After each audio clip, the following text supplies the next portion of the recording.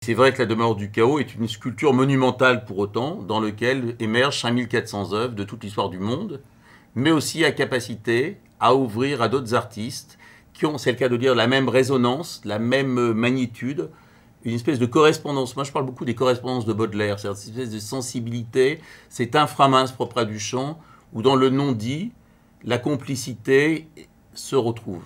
Et là, on peut parler effectivement d'œuvres de collaboration, d'œuvres collectives, parce qu'il y a quelque chose de commun. Il y a quelque chose de commun et qui surtout est parfois de l'ordre du non-visible. C'est ce qui est le plus intéressant. Une fois de plus, l'inframince n'est pas un terme snob. Duchamp l'avait bien dit, l'inframince, c'est ce qui est entre le recto et le verso d'une feuille de papier. Donc le musée d'art contemporain aujourd'hui, il est à ciel ouvert, il est gratuit, il perturbe beaucoup de gens parce que la gratuité n'est pas forcément donnée. Je regardais un de mes cadres qui récemment m'expliquait dans un musée de moyenne envergure où il avait quand même payé 135 € pour 2-3 enfants et sa femme et lui, hormis toute forme de boisson ou produits dérivés. Donc notre musée est gratuit, il attire 120 000 personnes par an, on est le deuxième classement en termes de musée, on est derrière les Beaux-Arts et devant le musée d'art contemporain, et en termes de musée privé, on est le premier musée d'art privé contemporain en région Rhône-Alpes. Voilà. Le musée s'est construit en 16 ans, et il s'est ouvert au grand public. Il est dans sa 7e année, où on va être cette année à peu près à 135 000 personnes par an. Et ce qui est beau dans ce musée, c'est qu'en fin de compte, on a absolument toutes les strates sociales. On a tous les âges, on a tous les milieux. Et c'est très intéressant parce qu'il y a cette fragmentation, pratiquement, on va dire, ce kaléidoscope social, dans lequel on a aussi bien de la haute bourgeoisie, on a parfois des gens des banlieues qui arrivent, on a certaines journées où ça pourrait être très chaud, parce qu'on a vraiment des blocs d'affrontement au sens de la lutte des classes, hein, au sens de la vision prolétarienne noble marxiste. Et ces mêmes personnes qui auraient tout pour se shooter physiquement entre elles, comme par hasard, sont attirées par c'est le syndrome de Stendhal. Et ce qui rend d'ailleurs fou la gendarmerie et le commandement, c'est de dire vous avez des scorings de passivité ou de non-agressivité qui sont supérieurs à celles d'une crèche. C'est quand même le comble, même une surface commerciale à côté est un lieu de rixe par rapport à vous.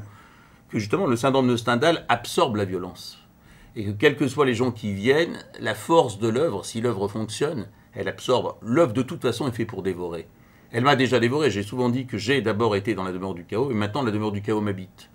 Et je crois que l'œuvre a pour vocation première d'être quelque part vampirique. L'œuvre doit absorber. Ça ne fait pas de cadeau, une œuvre. Chaque fois qu'on crée une œuvre, on doit être blessé, on doit avoir mal au cul, mal à la tête, mal dans sa peau. Ça prouve que ça marche. Il faut que l'œuvre, d'abord, fasse souffrir son créateur, son auteur. Et après seulement, elle va questionner. Et quels que soient les gens qu'on a en face, n'oublions jamais que les plus féroces détracteurs sont les premiers contributeurs de l'œuvre. Malheureusement, on manque cruellement de détracteurs en ce moment. C'est un véritable drame. Je suis en pénurie de détracteurs au fil des années. C'est une catastrophe. Nos pires détracteurs deviennent maintenant des supporters. Donc c'est catastrophique. Le 3e, 4e âge nous a rejoints. Je ne sais plus comment faire. Voilà. Donc c'est un vrai problème chronique. Tout ce qui était au départ ce temple protestant du XVIe siècle, donc 1630-1685, donc Édith Fontainebleau et Édith Nantes, les choses ont été claires et nettes. J'ai fait en sorte qu'il n'y ait aucune ligne droite. Donc j'ai dû dégager, soit à coup de burin, soit à coup de marteau-piqueur, pratiquement l'équivalent d'une 50aine de bennes de 20 mètres cubes. Donc ce qui veut dire qu'en même temps, les propres bâtiments de la demeure du chaos sont eux-mêmes une sculpture gigantesque. Donc en fin de compte, tout a été retravaillé, et c'était un peu la volonté, c'était de dire, nous transcendons, et de manière alchimique, nous supprimons toute trace bourgeoise partant des sous-sols, des sols, des immeubles par destination et du mobilier. Rien n'a été oublié, et je pense que c'est aussi la démarche alchimique qui consiste aussi à dire l'abandon des métaux.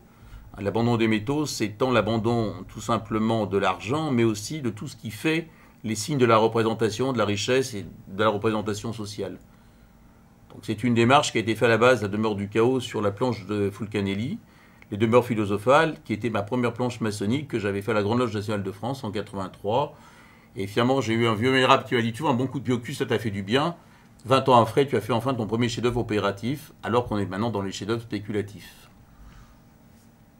Il y a des jeunes, il y a beaucoup de jeunes, je trouve. J'ai trouvé qu'il y avait beaucoup d'adolescents. Alors, il y a beaucoup de jeunes, mais il y a aussi beaucoup. Alors, c'est très amusant ces derniers temps, parce qu'on faisait dans ces dernières années, il y a le 3e et le 4e âge. Et quand on a quelqu'un qui avoisine le 4e âge, qui enlève le chapeau, qui dit Monsieur, je tiens à vous remercier par votre courage ou votre résistance, c'est très émouvant, parce que le 3e ou le 4e âge peuvent être des vrais pénibles, parce qu'ils disposent, comme les étudiants, d'un temps plein, mais ils ont aussi l'expérience de la vie, ils ont le cuir tanné.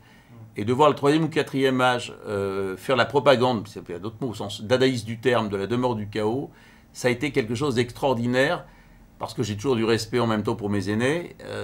C'est un grand moment. Mais on a vraiment à peu près toutes les cultures. On a quand même 21% de gens hors France. Et par exemple, le week-end dernier, on a fait près de 4500 personnes sur 2 jours. J'entendais pratiquement toutes les langues. Je parle un certain nombre de langues, mais alors là, j'étais complètement dépassé. Et c'est toujours très amusant par rapport à l'Internet d'avoir des Australiens. J'avais une dame, par exemple, là, de Melbourne, qui m'expliquait effectivement les dernières œuvres qu'on a fait la semaine dernière. Et je me disais, effectivement, elle suit Flickr en temps réel, elle suit Facebook, donc elle voit exactement. Et donc, elle avait une cartographie mentale de la demeure. Mais c'est très surprenant parfois. Hein. Voilà.